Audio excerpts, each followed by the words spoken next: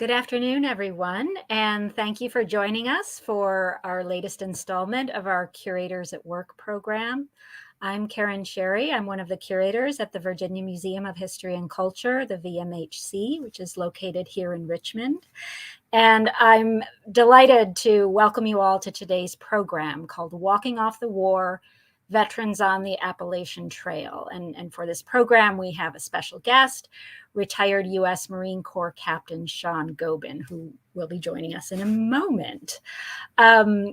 The Curators at Work program, it's a bi-monthly program here at the museum in which our curatorial team shares a behind-the-scenes peek of current and upcoming projects. So please feel free to join us every other month to learn about what the curators are doing at the VMHC. I want to thank you all for joining us. I want to give a special thank you to our museum members and other supporters. The VMHC is a private nonprofit organization. We're not a state organization, so we rely very heavily on memberships and other private donations to come to the museum. So thank all of our members for your support, which really enables us to do what we do. I want to give an extra special thanks to Sean Gobin and all the veterans of our armed forces, as well as their families. We thank you for your courage, your service, and your sacrifice. So thank you to all the veterans out there for joining us, and your family members too. All right, for today's program, I'm going to begin with a little background information on this topic and how it relates to work we're doing at the VMHC.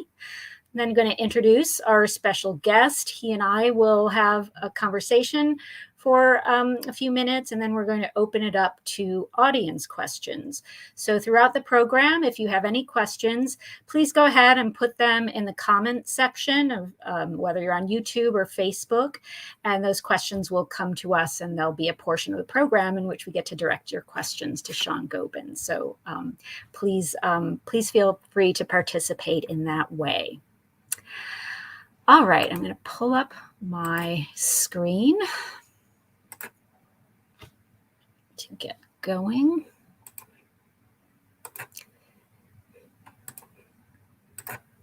Here we go. All right. Well, today's program, Walking Off the War, Veterans on the Appalachian Trail. This program is in part related to a commemoration of Veterans Day this week, but it's also related to work that is currently happening at the VMHC. If you're in Richmond and have driven around our block, you may have seen some pictures that look like the images on the left side of your screen. The VMHC is an active construction zone because we are in the midst of the largest renovation project in our nearly 200-year history. This is a renovation that is doubling our gallery space, that's adding all kinds of visitor amenities like a cafe, like additional meeting spaces for community groups. And we're also conducting some major technological improvements on the building. So when we have our grand reopening later in the spring, it will be in early May. The exact date is still to be determined, but you'll see a reconfigured building and new spaces that will look a little bit like the renderings on the right side of your screen. So please join us for this exciting moment in our history this coming spring when we reopen. Now, the entire curatorial team, indeed the entire museum staff, is actively working on this big project. For the curators, one of the marquee new exhibitions that we will debut when the museum reopens is an exhibition called Our Commonwealth. This is an exhibition that examines the cultural identities of Virginia's 5 major regions. And you can see some preliminary drawings, the 2 images on the lower part of your screen, that will give you a sense of what will be these very richly textured galleries that will showcase stories from past and present about the different regions. We'll have various artifacts, interactives, and other immersive elements that will really give you a sense of the distinct characteristics of Virginia and how those regional identities have been shaped over time and continue to be shaped. Now, for the western portions of the state, the Shenandoah Valley and the southwest regions, the Appalachian Trail has been a big part of defining the character of those regions, in part because of the great natural beauty of the Blue Ridge and Shenandoah Mountains, a natural beauty that has been drawing settlers and visitors for centuries, really.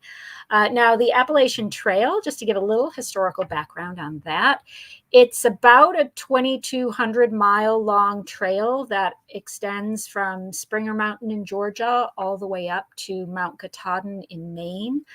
It crosses 14 states, 6 national parks, and 8 national forests. And because we're the Virginia Museum of History and Culture, I love to celebrate the fact that Virginia has the largest section of the AT. Almost a quarter of the entire trail is located in Virginia, followed by Maine. The Appalachian Trail was the brainchild of Benton McKay, a land use developer who came up with the idea in 1921. And that idea took almost 15 years to realize. The trail was mapped out and blazed between 1923 and 1937. And thousands of volunteers participated in the creation of the AT. Another significant moment in the history of the AT, one of many that we don't have time to go into today, is in 1968. Congress enacted a law which made the AT part of the National Trails System, and that defined the AT as a national scenic trail and established various federal protections for the trail. Now, as we were thinking about how to tell stories of the Appalachian Trail in our Commonwealth exhibition, I came across Sean Gobin's trail. Sean, I'll tell you a little bit more about him when I formally introduce him. When he retired from his Marine Corps service in 2012, he decided to hike the Appalachian Trail, and he did a through hike from Georgia to Maine. And that story, I learned about that story. I got in touch with Sean, and he very generously agreed to share with us some of his hiking equipment from that through hike, and allow his story to be featured in our Commonwealth exhibition. I should define a through hike for those who don't know. That refers to someone who hikes the entirety of the Appalachian Trail in one season. Now, Sean's experience of hiking the AT, which he was inspired to do in part by a desire to walk off the war to help himself recover from his combat experience. There's a tradition of veterans walking off the war on the AT, a tradition that goes back to the 1940s to Earl Shaffer, who was a World War II veteran who saw action in the Pacific Theater, also lost one of his closest childhood friends in World War II. And when Earl Shaffer, who had always been a nature lover, who'd always loved hiking, came back after his wartime experience, he said that he was going to hike the Appalachian Trail to walk the Army out of my system.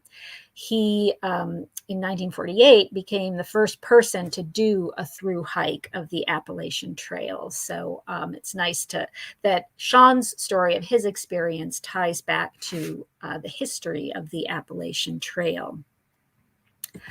Sean's experience also inspired him to establish Warrior Exhibitions, which is a nonprofit organization that supports long-distance outdoor expeditions for veterans to help them recuperate and recover from their wartime experience.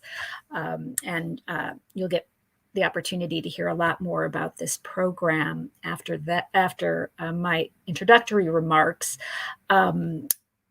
It's a really remarkable organization, and I'll put this information up for a moment if you want to learn more about Warrior Expeditions. Here's their website and their social media handles. We'll also repeat this information later on in the program if you don't get it right now. So without further ado, I want to introduce our special guest and then ask him to tell us more about the Warrior Expeditions program.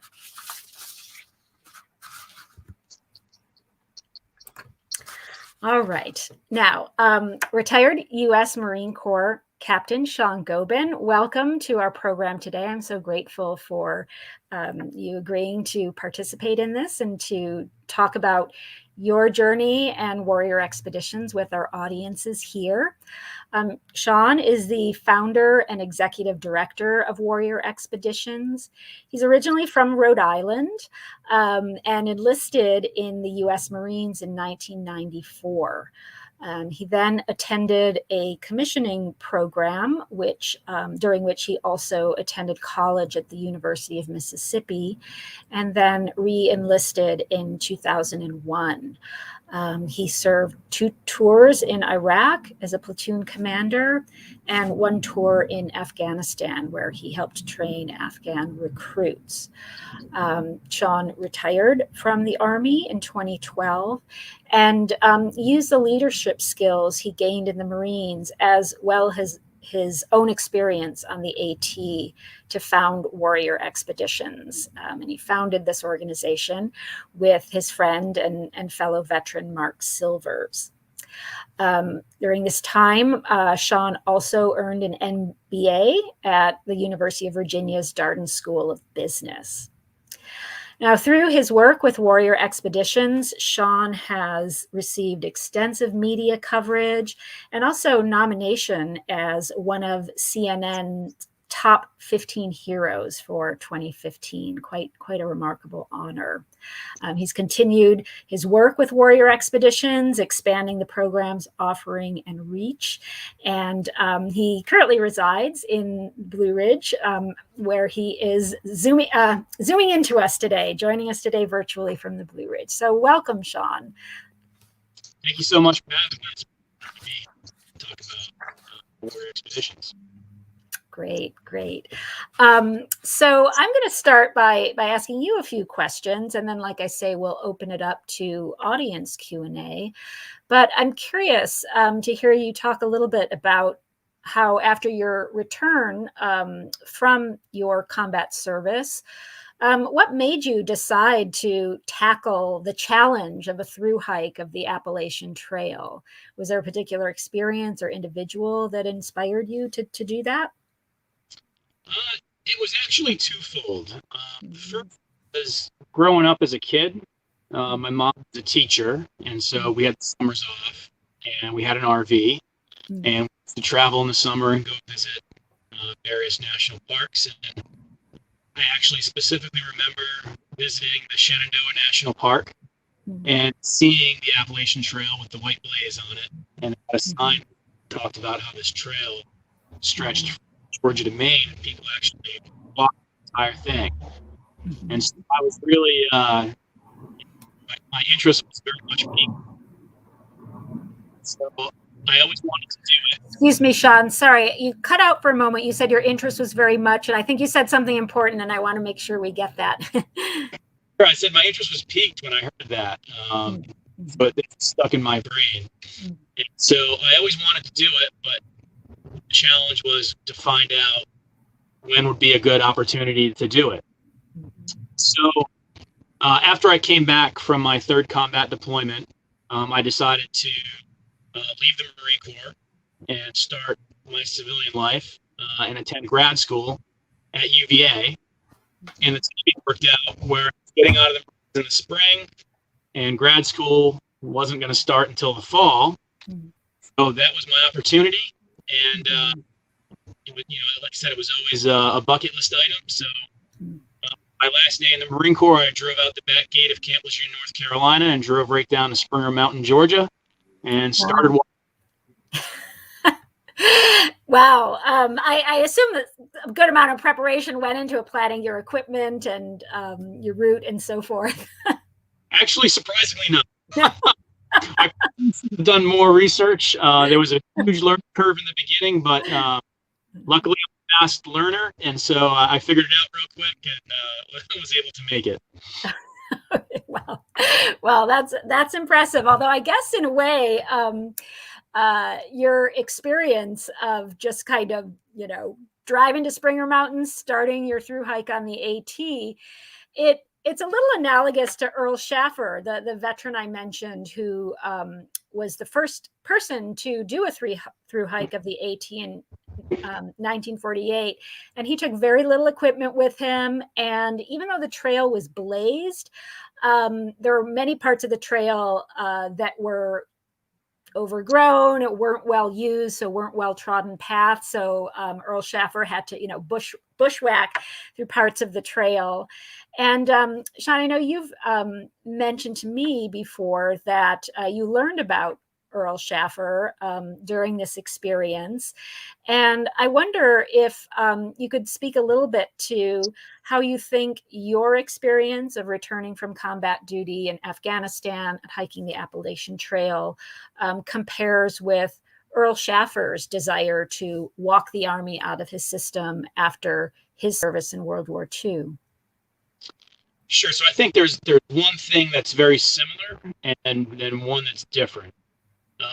The thing that's similar is the human dimension of war and the trauma that's associated with war. I think that transcends any and all generations. War, it's more mechanical and technological now, but I think the trauma associated with it is very much the same. Mm-hmm. So that's similar. Where I think the big difference is how we return from combat now compared to previous generations. And what I mean by that is, for example, when I finished my combat tours, we were on a plane and back home in the United States within a matter of 2 or 3 days. Wow. In previous generations, you usually had to take a ship home. And so I know World War II veterans, they floated home on the Navy ships, especially the Marines, and that would take months. Previous to that, armies would march home, which could take months, sometimes even years. A long time and distance to adjust from being in the battlefield to returning home. After days, a couple of days, you're on a plane and you're back home, and so that switch, I think, is can be really jarring, especially multiple combat tours. Yeah. Wow. Sounds like quite a shock to the system, physically, mentally, psychologically, socially, and so forth. So as you walked off the war, as you did your through hike of the AT, how did that impact you? So I would say it impacted me in 3 ways. The first way was just having the time and space and nature to process and decompress from your wartime experiences. For example, when I was in, we were either on deployment or training up for the next deployment. And then when you separate out of the service, you go through a program called SEPs and TAPs, and it's a week-long, frantic out processing of the military. And then for most people, then you're scrambling to start your civilian life. And so there's really no time and space to process what you've gone through and kind of come to terms with the trauma that you've experienced and put that away. Now, I will say the military has gotten much better with that since 2012. But when I got out, it was very much, we used to call it the deployment assembly line. And so the way it worked for me was I got out and then immediately drove to Springer Mountain, and then I spent the next 4.5 months hiking the entirety of the Appalachian Trail. So having 10 to 12 hours of day in nature, it just gives your brain the opportunity to process everything, come to terms with it, and prepare yourself mentally to move on, the next chapter of your life. first. And the second thing was the camaraderie of doing the hike with another veteran. So I hiked the Appalachian Trail with a guy I deployed to Afghanistan with, which was my most recent deployment. So it was, there was value there to have somebody to speak with who understood both what you went through while you were in the military and then also what you're going through now as you're trying to transition into the civilian world. So that camaraderie was really, I thought, very important. And then the third thing was the community that I connected with along the way. While you're in the military and fighting in war, you're being exposed to what the absolute worst of humanity has to offer. And so after experiencing that for so long, your brain starts to get rewired and you start to have a very cynical view of people and humanity. And a lot of veterans, when they come home as a result of that, will isolate themselves from people, which then causes depression, and then it's kind of a down spiral from there. But through hike, I met so many wonderful people along the way that were opening up their homes and letting us stay for the night, letting us ride to the trail. It helped reestablish that basic faith in humanity that veterans lose along the way because of the traumatic experiences they experienced during war. And so that was the third thing that I thought was really important. And that experience inspired you to found Warrior Expeditions. I'd love to now give you the opportunity to tell us a little bit more about the organization, the work you do, who participates in it, how the program is run, and so forth. Sure. So Warrior Expeditions is a veteran nonprofit outdoor therapy program. And so what we do is we support veterans as they're returning home from the wars or after they finish their military service.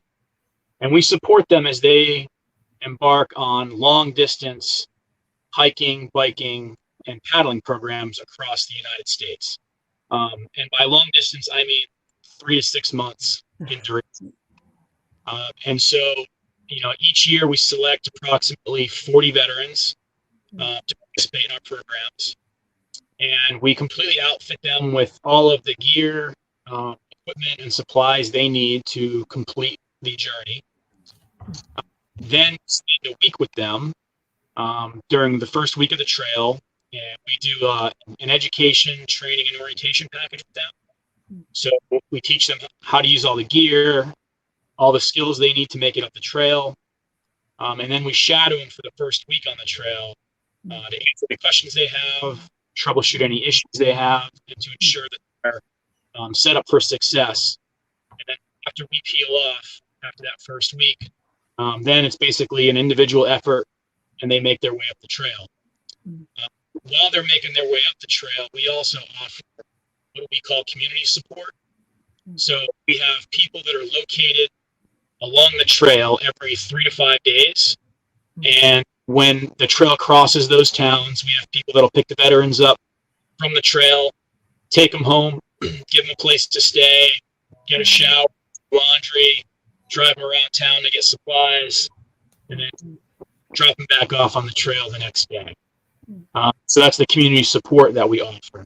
We also have 2 psychologists on staff that are veterans, and they provide psychoeducational messaging to the veterans. So they email them once a week with different coping strategy and mental health tools that they can use as they're making their way through this experience as they're processing through while they're in the military. Wow.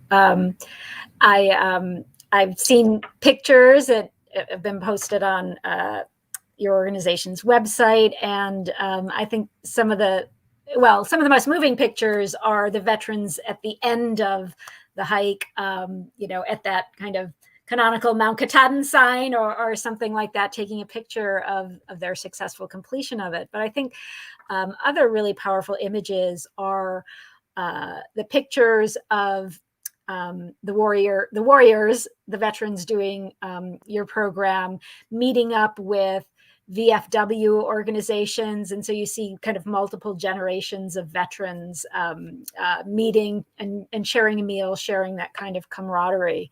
I read that also, Boy Scouts, Girl Scouts, other community organizations have gotten involved in helping out with the program. Yeah, we've been very fortunate. We've got a really vast network of community supporters across all in all different forms and variations. So it's a really eclectic group of wonderful people that help out each year. Yeah. Who participates in the program, and how does a veteran do one of these programs? So the qualifications to apply for the program is you have to have served in a country as honorably discharged from the military, and so those are the folks that are eligible to apply each year, and they hear about us through social media. We platforms. We post pictures of the veterans as they're making their way up the various trails. So we've had a really really good social media following, and the word gets out pretty far and wide way. There's also been a lot of media coverage about the organization over the years, and that's really helped get the word out as well. And then recently this year, since we're partially funded by the Department of Veteran Affairs, they actually sent out a blog and a newsletter about our organization this year. Created a flood of new applicants for this year, currently processing. I was going to ask, I imagine there are more applicants each year than you're able to accommodate. Yeah. Typically, one problem to have, I guess. On average, we usually get 300 to 400 applications a year. Wow. We've got enough resources for about 40 veterans. This year, because the VA sent out the newsletter, it was we had over 1,000 applicants this year so far. Wow, that's really remarkable sign of how much demand there is for a program like yours, and how successful it is, how meaningful it's been for veterans. So bravo on that incredible growth. And I know the organization has evolved in other ways over the years. Do you want to tell us a little bit about how Warrior Expedition has expanded and evolved since its founding in 2013? Sure. So the first group of veterans we supported was on the Appalachian Trail. And that first year was essentially a social experiment and blew up overnight. So the following year, we had a whole stack of applications, and we've been contacted by other trail organizations that wanted to have our program on their trails as well. So in 2014, we added the Continental Divide Trail that goes from New Mexico to Montana, and the Pacific Crest Trail that goes from California to Washington. The next year, continued to grow, more demand. So then we added what we call state trails. So they're trails that cross a single state. And the advantage of those trails is they're a little bit easier to do. They're shorter. They take 3 months versus 6 months. And so veterans that are in school, that's a trail that you can do during the summer break. And another advantage to the state trails is if it works out, we try to line up veterans from that state to hike their state trails. So, for example, if we have a veteran who lives in Florida, they can hike the Florida Trail. And the advantage to that is you're going to meet all of these wonderful people in Florida while you're on the trip. And when you return home from the trip, you now have an entire network of folks that you met are from your state that can potentially help facilitate, the next chapter of your life. So that was 2015. And then in 2016, we added what we call our adaptive programs, which are programs that are available to veterans who may have injuries that couldn't necessarily hike 1,000 to 3,000 miles. And so one of them is our Warrior Paddle program that goes down the entire length of the Mississippi River from northern Minnesota to the Gulf of Mexico. And then we also have a bicycle program that starts in Washington, D.C. and goes all the way to Washington State. So those are our two programs that we offer as well. That's great that you have those different options for veterans with different abilities and different needs. I know the organization has also expanded in terms of personnel. I think for the first few years it was just you, right? Kind of single-handedly running it all. Yeah, those were some frantic early on years where I was kind of the one-man band, if you will. But since then, we've got a super dedicated staff that covers down on all the different aspects of the organization, and so it runs as a very well-oiled machine now compared to our early days. Yeah. Well, I think I'll ask you one more question of mine, and then we'll open it up to audience questions. So everyone who's watching us on Facebook or YouTube, please feel free to add your questions to your respective comment boxes. So my final question for you, Sean, what are some of the most powerful stories you've heard from veterans who've done a warrior hike or a bike or a paddle? What do they say about the experience? I mean, the most powerful is, we have a lot of veterans where I talk about that, that spiral downward, that depression, isolation spiral that you get stuck into.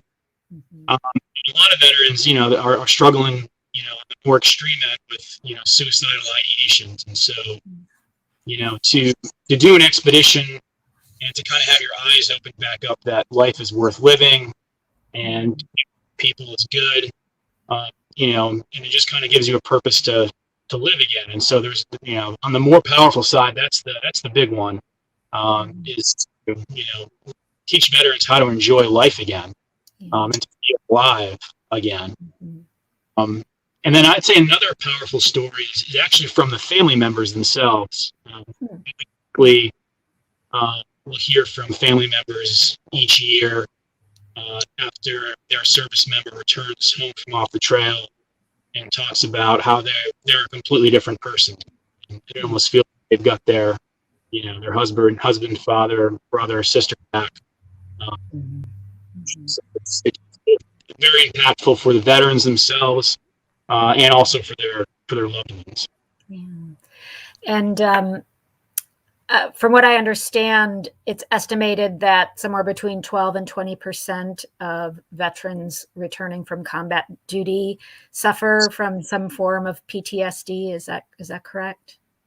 Correct. Yep. Yeah. And so, it's unfortunately the VA was dealing with a mental health crisis there for a while when wars in Iraq and Afghanistan were active, and we just had a flood of veterans returning home, struggling with all mental health issues. And so the good thing though is, like I said, the Department of Defense has really, made a 180 turn in recognizing that there's a mental health epidemic within the ranks, and they've really, done a really good job as, trying to address it and provide mental health service members while they're in, as opposed to, they get out and, good luck.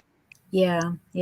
And, I think that's an evolution we're all making as a society as well, just becoming more sensitive of how mental health is part of your health, part of your well-being. All right. Well, thank you, Sean, for taking my questions. I now want to open it up to the audience and invite you all to go ahead and ask your questions about Sean, about warrior expeditions in the comments. You'll also see posted in the comments, there are some links to both the VMHC and the warrior expedition links. So please take advantage of that.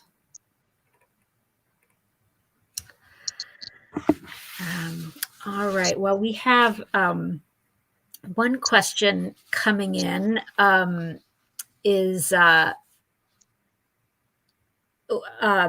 what were some of the most remarkable moments you experienced on your AT through hike?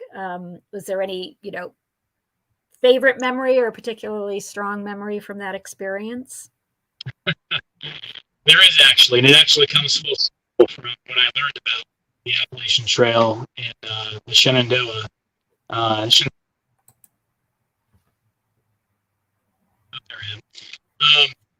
So, as I mentioned earlier, I didn't do a whole lot of research to prepare myself to do a through hike, and so there was a steep learning curve early on. So I got a lot of overuse injuries the first 3 days that I suffered with for the next 30 days. Mm-hmm. And it wasn't until I crossed into Virginia that everything stopped hurting finally. And that's the one. It took you a few states to get to that point. And spring had started to sprung, so the flowers were blooming, the grass was green, it was finally warm out. And I remembered by the time I got to Virginia, I was finally like, the suffering is over, and I really started to enjoy myself. And that's kind of when the therapeutic value of the experience really started to sink in. But then I remembered when I got to the Shenandoah National Park, the Appalachian Trail parallels the Skyline Drive.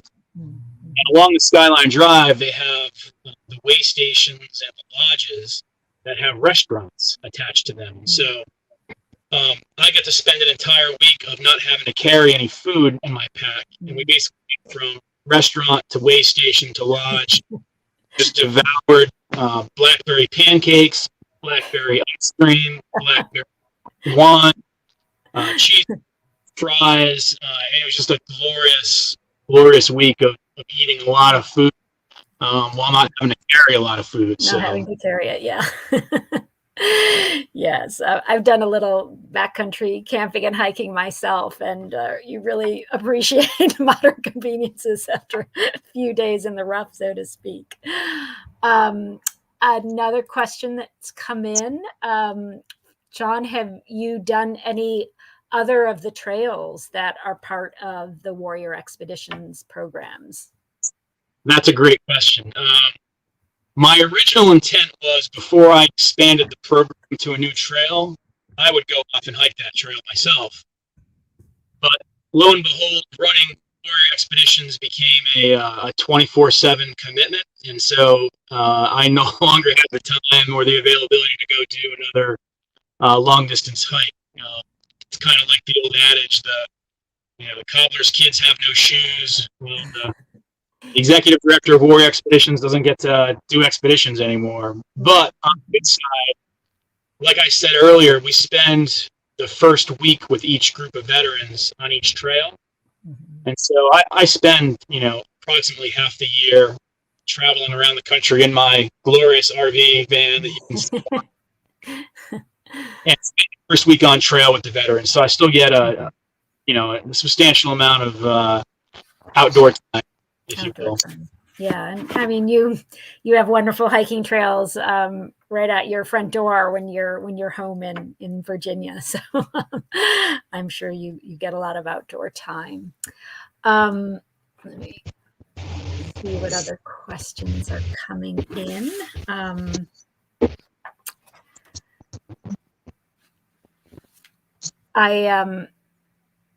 There's a question about what you think are some of the biggest challenges that your organization faces today. I wouldn't say there's much. The challenges were early on as we were doing. I kind of mentioned earlier, it was a real struggle when I was the one-man band for the first couple of years there. Yeah. It was kind of hard to find the right people to be on staff.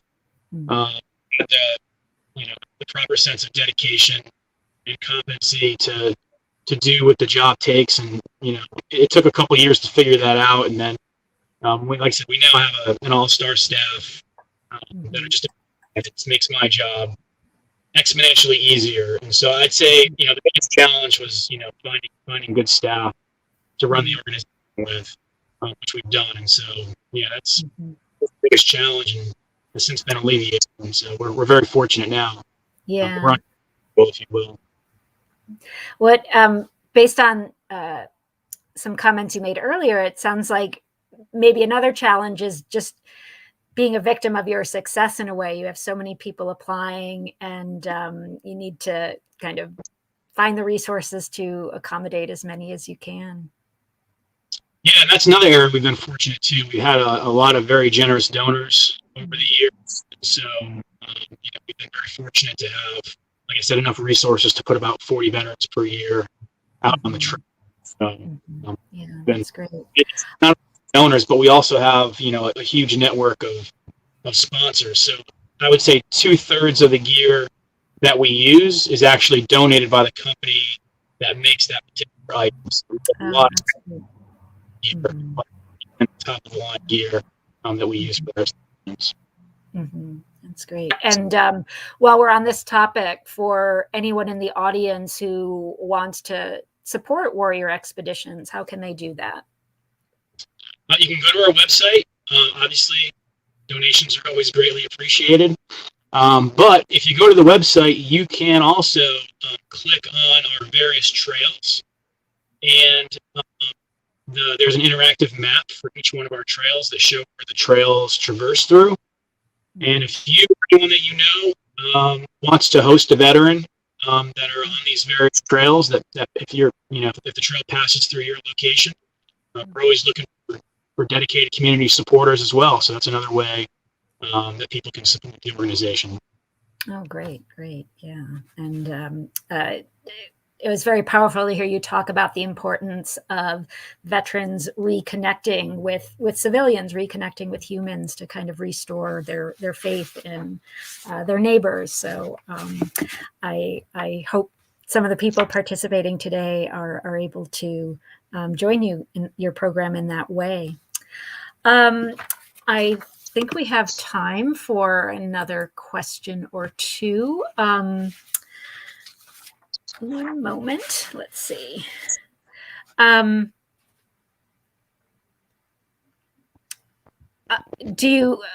are some of your future plans for Warrior Expeditions?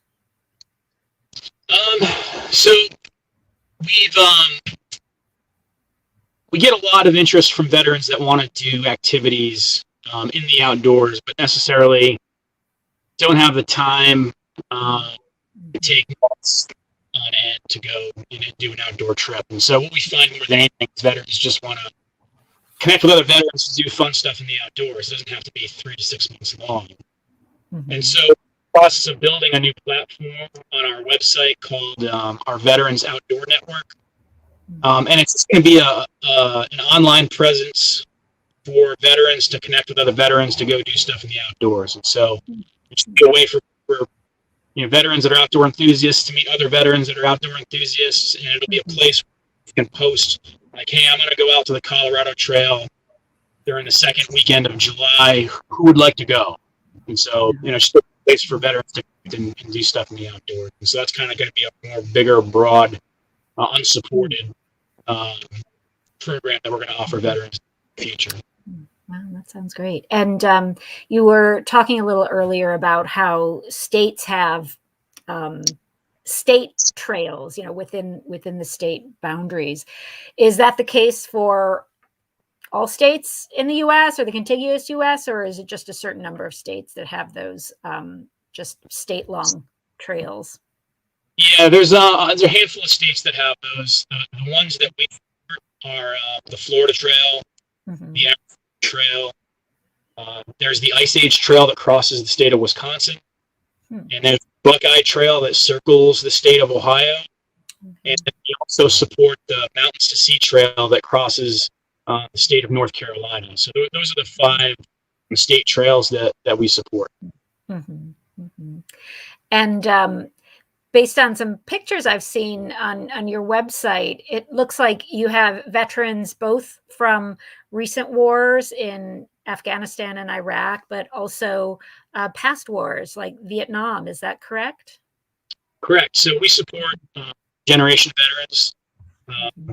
So yeah, we've even had veterans as far back as Vietnam that have participated in our expeditions. That's wonderful. Well, I want to commend you personally, Sean, on the amazing work that Warrior Expeditions is doing. It's so inspiring, and I hope the people out there in our audience have been similarly inspired and will learn a little more about Warrior Expeditions, support it if you can, and if not, through Warrior Expeditions, support veterans in your communities and in other ways. I don't see any other questions coming in. Sean, is there any final word you would like to say about your journey, about Warrior Expeditions? It's been an incredible journey. I feel like Forrest Gump sometimes. I just, kind of stumbled into this by happenstance. We've been, myself and the organization and our staff have been, incredibly fortunate on all fronts to make this a successful veteran service organization. And then finally, thank you so much for inviting me on to tell our story and to help spread the word. So thank you so much for having me today. Oh, well, it's an honor. Thank you for participating. We're going to wrap up the program now. Again, if you want to learn more about Warrior Expeditions, you can get links in the comments. And there they are again up on the screen. If you'd like to stay connected with the Virginia Museum of History and Culture, the VMHC, you can also check out our website and social media platforms. We're at virginiahistory.org. So thank you, everyone, for joining us today. Special thanks to our guest, Sean Gobin. And be well, everyone. Maybe go out and take a hike. It's a beautiful day here in Richmond. I feel a burning desire to do that myself. So stay well, everyone. And thanks again for joining us. Bye-bye. Thank you. Bye.